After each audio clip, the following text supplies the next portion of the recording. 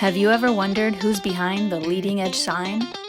In this series of interviews with leading edge real estate agents, we'll uncover exactly who is behind the sign, what makes them so unique, and how they're staying on top of their real estate game while living their best life.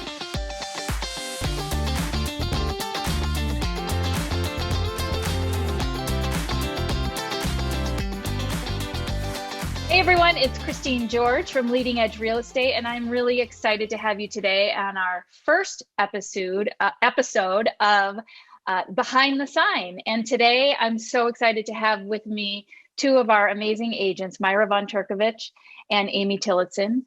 They are sisters and they serve the Cambridge community. And besides being so well known in the community for their success, by the way, Myra was the number 2 agent in Cambridge in 2020. They are also very involved in their community and they provide extraordinary care to their clients. And so I'm really excited to have them with me today. So welcome, Myra and Amy. Thank you. Thanks. Wow. Hi, ladies. Great intro. I love that. So let's get right to it. I wanted to have you guys on our very first episode because you do such a phenomenal job of building relationships with your clients. I know Myra's been in the business for how many years, Myra? Is it 38? 20? 38. I was going to say 30. And Amy, you've been in the business now 7 years? 6 years. Yep. 6 years. About 6 years. Okay. I made her from Atlanta to join me. There you And go. it was the best decision you ever made, right? Yes, ma'am. Yeah. You guys are a great compliment to each other. Talk to me a little bit. Maybe Amy, I'll start with you. What do you feel from your perspective the key to building relationships with your clients? That's such a great question, Christine. And, I think as many people as you talk to, you're going to get different answers. From my perspective, what I see and what we do naturally is it's a very organic process. Myra's fortunate because she's been in this community her entire life. Our family, we all grew up here. Mm-hmm. So we have a lot of relationships that are based in the community just from, going to school together and church together and high school together and knowing people who are married to each other and knowing our neighbors and that kind of thing. So we've got sports, tennis, running, swimming. Yeah. So we have all these great relationships that are existing already. And there's just this organic love of our community that kind of spills over and that goes into at least the first touch points of the relationships. What I observe Myra doing and what I like to do as well is we really care for the people we work with. They're people we like. You want to work with them and hopefully, obviously, they want to work with us. And part of that caring is not just looking at it as from a transactional perspective. We know people's birthdays. We talk to them about what's going on in their lives because this is a big honking deal, whether you're buying a house or selling a house. It never happens in a vacuum. It's always got other things going on. You have family. And I love the word honking. Yeah, that's a technical term. So there's always a lot going on, and we try to really focus on the individuals that we're dealing with from a 360. A lot of our clients just come to us because we've met them in the front yard. We're out gardening and we get to know each other. And, their friend has a house they're selling and they refer them. We do marketing, but really our relationships are built from building trust, caring for one another, caring for our community, and a good sense of humor, I think. Yeah. Yes. In terms of the marketing, actually, we did a few marketing pieces recently, and we picked up some really good new connections that, we met. We had a great listing on Memorial Drive, and we met and showed the property to these people, and they're like, no, I don't need a broker, that kind of thing. But when something new came on in the building, you quickly shoot the quick email. No you've got to call me, that kind of thing. Mm-hmm. Would you like to see this? And they're like, well, yeah. And then I meet them and they're so engaging. And you go from the first appointment where they're like, I don't need a broker. And then they know you're thinking about them. And all of a sudden they're super friendly and they want to engage and get your expertise. So. Yeah. Well, I think you bring up a great point. I mean, trust is really important. And I think, Myra, when you talk about sort of not being pushy. I mean, when I think of the two of you, I don't think about anybody who's super salesy or pushy. And I think that's what people sort of think about when they think about a real estate agent, somebody who's going to try to sell them something and be pushy. And that's not you guys at all. And I think that's a huge advantage for the two of you. And Myra, you actually told me a story the other day about, I think when we were on the phone, you were actually on your way out to drop something off, or you had just come from dropping something off to a client who was either having a bad day or something. My friend Hillary, she bought a condo from me, I don't know, 20 years ago. And we're always on the neighborhood email list. And on Christmas morning, because what else you do first thing on Christmas morning, you check your emails. Yeah. And she wrote on the chat that she was so sad because she's lost a daughter in the last few years. And her other daughter had sent her a gift from somewhere down south. And she just was kind of blue, and she sounded very down. And as Amy will tell you, we love to garden around here. And I probably did 20 pots of amaryllis. And, we have them all over the house. And that morning, I just, in my pajamas, put a jacket on, wrote a note, and drove it over to her house, just saying, thinking of you. I'm sorry the mail is so crappy. Happy Christmas. Enjoy your day. Yeah. I got the most lovely thank you note from her. I mean, we have not spoken in years, a dozen years, but her note was as if we've seen each other the week before. Oh. And the card I wrote it on had a Volkswagen Bug, that old car. Mm-hmm. And she said, you don't know, but my dead daughter and I always played some game about this Volkswagen Bug. So the fact that you picked that card for me was super touching. So yeah. Just kind of odd connections that you make when you're thinking about somebody else. And her husband thought I was there to drop off food because she runs a food pantry in Cambridge. So he was like, oh, there's somebody dropping off food, but she was thrilled to get a plant. And because the amaryllis takes about 2.5 months to bloom, she's watching on a daily basis. See, and she's thinking of you. She's thinking of you when she's doing that. Yes, go Amy. I think what I hear Myra saying and what I observe her doing and what I've seen her do our entire life is have an innate sense of meeting a need before sometimes people know that they have it. I mean, this obviously this woman wrote something, and Myra knew very quickly, I can do something to impact this person's day in a positive way.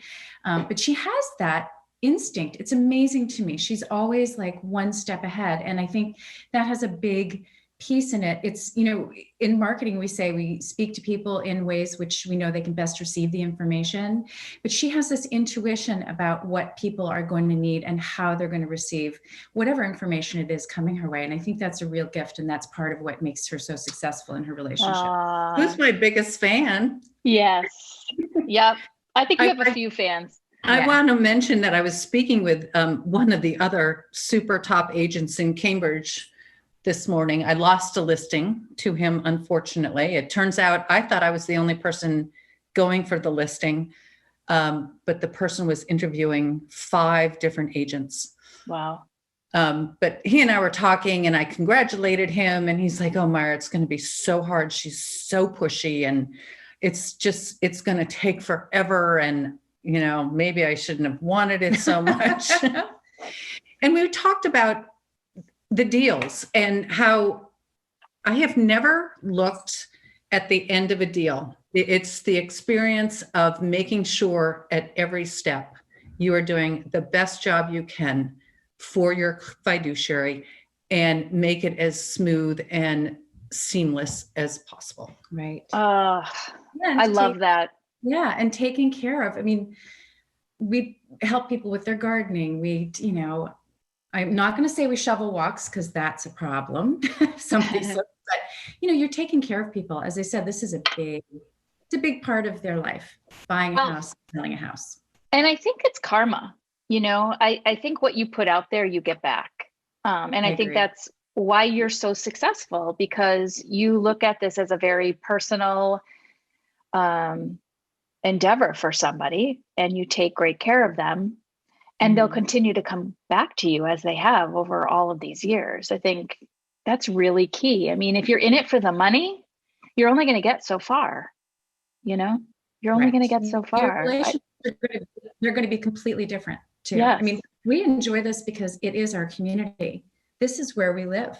These are our neighbors. These are people who we see at church or in our walking on the street, at the grocery store. Right. I mean, we are in our own little Cambridge bubble, but we do Belmont and Arlington and Somerville, and don't pigeonhole us. Yeah, no. we grew up in Belmont. So, and the like our church here in Harvard Square has asked me to be their consultant, which I'm doing pro bono because that's what you do for a church. They probably have 8 pieces of real estate that they need to divest themselves of. And because I've been helping them along the way without asking for any financial return, I'm just doing it because I can see the future of the church and I can help them get to where they're going. That's what you do. Absolutely. Just what you do. It's part of being part of the community. So let's actually pivot just a little bit. And I want to talk about your involvement at Mount Auburn and Thursday Talks. Can you tell us a little bit about what Thursday Talks are and how you're involved and what it means to you and the community? I'm going to start quickly by saying I started volunteering at Mount Auburn Hospital as a candy striper when I was about 14. It was the kind of thing where in the summer, our mother would say, "You're not just sitting around, you're going to do some volunteer work." So at that time, before HIPAA and, all these crazy, I would go and work in the coffee shop, or I would deliver newspapers to patients. Does not happen anymore. Since then, and our mother is an extraordinary volunteer. She's built a building for the Artists Association in Nantucket. She was head of the Junior League in Boston. I mean, she essentially was a professional helper, right, growing up. So Thursday Morning Talks is an organization that's been in existence for 85 years. It started with a woman who lived on Brattle Street who wanted to get people together to increase their knowledge. And she would have people into her living room and have guest speakers. Then it became a fundraising effort. Sorry, my dog has a squeaky ball. Hold on. It became a fundraising effort where for those 85 years, we've always donated our monies to Mount Auburn Hospital. Of late, we've grown from, 20 people in a living room to 80 people in a very small room at the Armenian Church on Brattle Street and Sparks.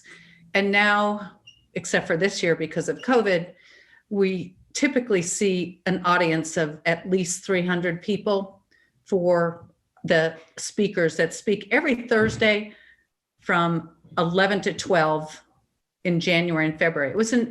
It's kind of a thing because if people are not going on holiday vacation, it gives them a way of getting together with friends. Some people go out to lunch afterwards. We drink bouillon. We have bouillon in That's silver cool. samovar. I love that. I think it's so cool. Where do you have bouillon? Yeah, it's very old school. And I mean that it's traditional. It's traditional. And you do feel like you're part of this big tradition. Well, and of course, because of COVID now, we've had to pivot and move online. So thank God for Amy. It's been a very exciting year because we really thought we weren't going to be able to have the talks. And we do year after year contribute about $65,000 to the hospital. I will correct my sister. Last year, we contributed $65,000. That was the highest ever. And this year, we are above target. Right. But I don't want anyone to think that they don't want to donate money because I would like to get, I mean, there's my competition, right? It's not about the deals. It's about, okay, Mount Auburn Hospital, we need to get them some more money because as we all know, all the hospitals in all of our communities are, it's a tough year all over. Tough year. And where does the money, is the money designated somewhere within the hospital or? So where's it go? This past year, we did designate it to the healing garden. The hospital is building this beautiful rooftop healing garden off the side of one of the buildings for patients and their families to enjoy, and as a place of contemplation and quiet and peace while they're there. Overlooking the Charles River. Overlooking the Charles River. It's right between the hospital and 1010. It's beautiful. So last year we designated it. In the past, the monies that the auxiliary, which is the umbrella organization under which Thursday Morning Talks lies, has been just discretionary funds for the hospital. Because as you can imagine, they have a big budget and each year their needs may be different. Sure. So it has traditionally a nice chunk of money that they can use on what they choose to instead of pulling it from their budget, or, if there's an area of need, they could go ahead and they have a beautiful, when you're having a baby, what's it called? Nursery? No. The natal? The area where you give birth. Maternity. So when you give birth any of us at figure that out? It's been a long time. My son is 27. When you give birth at Mount Auburn Hospital, you can actually be on a table looking at the Cambridge Boathouse. I mean, the boathouse. Oh, that's awesome. Yeah, you can see the rowers on the river, and so. Oh, that's so awesome. Well, you know what we will do is we'll put the link to Thursday Morning Talks in the show notes here below too. So if people are interested in learning more, they can click on that. Can I just mention the first two speakers? So far, we've had Nat Philbrick, which everyone knows, internationally known author, historian, lives on Nantucket, has written many, many books, got the National Book Award. Award. Yesterday, we hosted a gentleman named Thomas Apt, who wrote a book about crime in the streets and how we need to pinpoint what's needed in our neighborhoods to try to alleviate that. His conversational partner was the commissioner for City of Cambridge. That was amazing. Granville Bart. Right. Police Commissioner Bart. And it was an incredible conversation. Oh, I can't wait to hear it. And the other thing is, I'm sorry to interrupt you. The talks are being recorded. So if people want to, they can see what's happened before if they come to the party later. And they're just incredibly interesting speakers. Anyway. Ambassador Wendy Sherman, who was in the Obama administration and is going to be joining President-elect Biden, is going to be next Thursday's speaker. That is wonderful. She had to bag out the last moment, but still the person we got to go into her spot, we had over 350 people in the audience, and it was a huge, amazing turnout. So. That's just awesome. As you can tell, we could talk about this all day long. We love it. And it's definitely been a labor of love this year, but it's just been really fun. And it ends at the end of February, right as soon as the real estate market starts to pick up so that we can do both. Well, I think the passion that you guys have for Thursday Morning Talks and supporting the hospital is just proof of how important your community is. And how invested you are in supporting the overall community, and which includes your clients. So I have one more question before we get into our last little segment here. And that is, what one piece of advice would you give to a new agent coming into the business? I would give the advice that you need to be genuinely yourself. Be genuine to who you are. You communicate your values with your actions, and those should be consistent, and don't try to be something that you're not. People will like you and want to work with you and trust you for who you are. If you're working hard and looking out for their interests, and you know, your technical side, obviously you need to know what you're doing, but yeah, be yourself. And with that in mind, come. I think one of the things is you have to, when you say be yourself, I'm thinking more be human. Mm-hmm. You make a mistake, you own it. You call up immediately, you say, I'm having difficulty with this. I need to talk it out with you.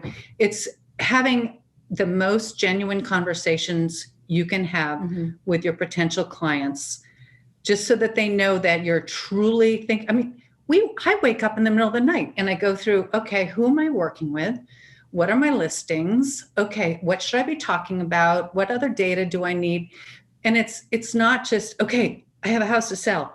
I want to sell it. Let's get it done. It's a continuous loop of making sure that you're thinking of every facet of the transaction and the advice you're giving, so that they feel you're thinking about them 24/7.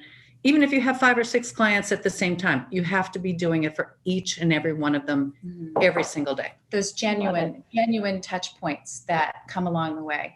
And I love this advice. I heard this once. It was, look, even if you don't have anything to update your buyer/seller, do the non-update update. Yeah. People want to be connected with, right? So you've got to keep connecting with people, again, in the way in which they're going to receive the information and that they're the most comfortable. Absolutely. I love it. You always know when you're not having the best relationship with somebody. I mean, I think that's an intuitive thing, and it's not necessarily your fault or the other person's fault. It's just, again, it's organic. There are some people, everything's going to go along smoothly and it's going to be perfect. And there are other people who have different values and views, etc.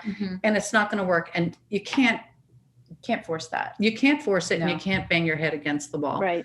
Just be gracious and move on, and know that there's somebody tomorrow. There's always somebody that's coming along. This afternoon, I have 2 new buyer clients that I heard from yesterday. I mean, you never know from one day to the next what is going to happen. So you have to be up to date, and you have to ready. Ready to go. Awesome. I love it. All right, ladies. Is this the speed round? Amy told me, I don't even know what this is. All right. So I have 6 quick hit questions for you. Okay. You're just going to tell me the first thing that comes up off the top of your head. Okay. Your favorite. Hold on.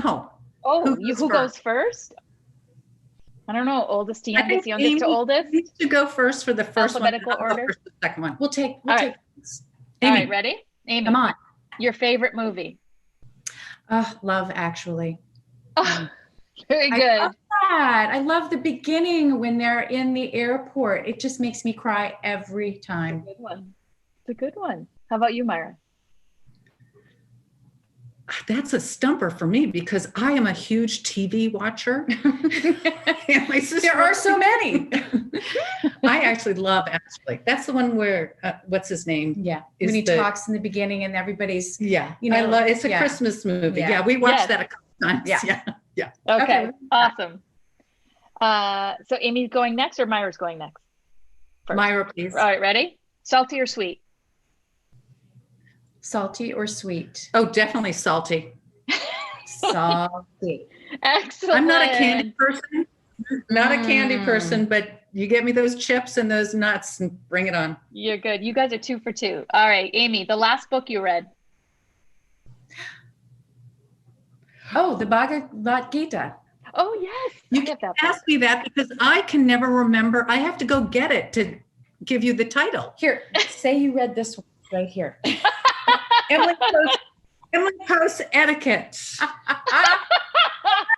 which I did give to my son for Christmas, because etiquette is historical, and he is with a young woman who is from the South and is engaged in all those social mores. And I thought he would like to see the history of what fork you use and how you stand up at the table when your date is, going to powder her nose and that sort of thing. So there you go. Very different read than the Bhagavad Gita. Very different. Be any further.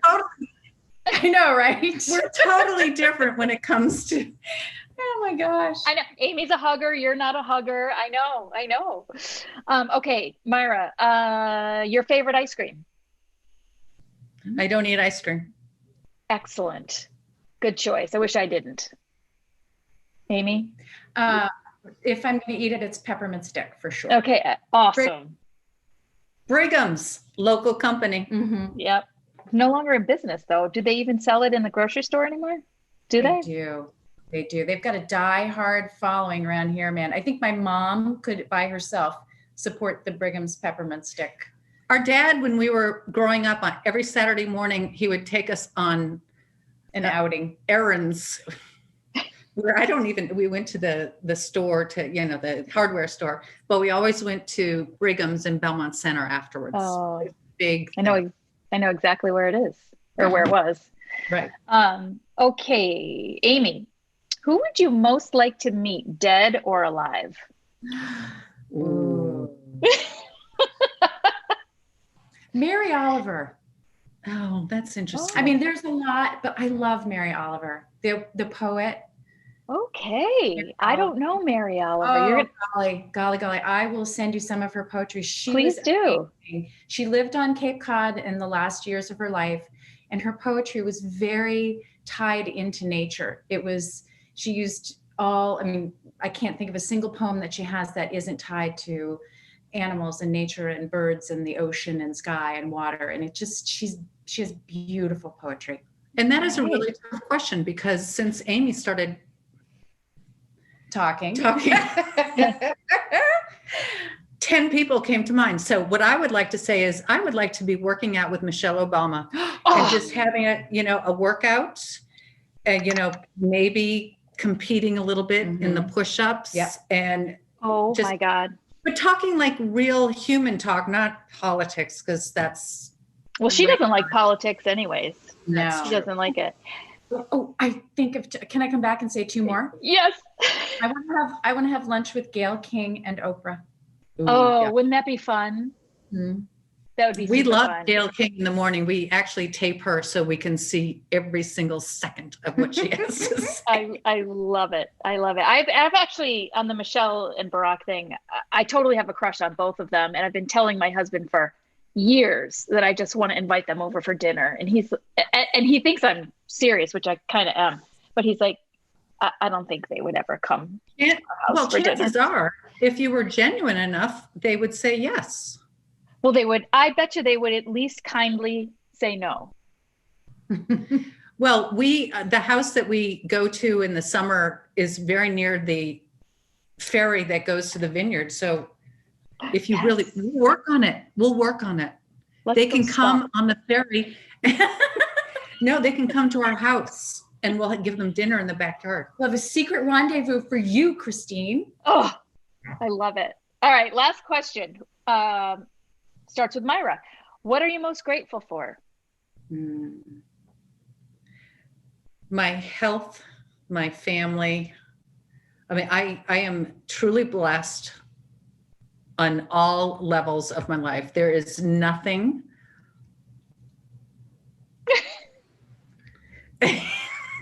Continue. There is nothing in my life that I would change. I have been blessed with an amazing husband, an amazing sister. I have a great family. My son is a true gentleman, works hard. I mean, what else is there, Yeah. And so far, so good. We've been blessed. Yeah. I don't think I can top that, but I can. I would have to agree. Our family and our life is perfect, phenomenal. And the opportunity to work hard to help other people get to on their all levels. Yeah, I think is really lovely. I mean, all right. I feel so blessed that we are fortunate enough that we can give to others. True. I think that as you're saying that, that's what it makes me realize is that I have the freedom every day to dig down and think about what can I bring to life today, right? What can I do? Oh my God, that is profound. I was love saying that. this to John P. this morning when I was talking to him. Every day is an opportunity. Yeah. Every day is a unique opportunity. Some days you don't want to get out of bed. You don't want to take a shower. You're just like, oh. But then 2 or 3 days later, you're like, yeah, ready to go again. Yeah. I got this. Yeah. Yeah. Love it. We're very fortunate, all of us, Christine, that we can impact others in a positive. Yeah, absolutely. We I are love blessed. you We have a as- friend from Dallas. Every time he walks by our house on Cape Cod, he says, "We are blessed. We are blessed." It's kind of funny, but we've kind of taken it as our mantra, we are blessed. We are blessed. Oh, I love you guys. And with that, I want to thank you so much. This has been awesome. Lots of laughs. And for those of you watching, I will drop Amy and Myra's website and contact information in the notes below. And if you're watching on YouTube, make sure to click the subscribe button so that you get notified every time we drop a new episode. Have a wonderful day, everyone. Thursday morning, don't forget about Thursday morning talks. Thursday morning talks. Yeah, we have 4 more. We have 4 more for this season. And yeah, some of it's amazing. Just go to Thursday. What is it? She'll drop it. She'll drop it. Drop it. Have a great day, everyone. Thanks for tuning in today. If you enjoyed today's episode, we'd love it if you'd like, comment, and share it. Check us out at leadingedgeagents.com and like us on Facebook, Twitter, Instagram, and LinkedIn.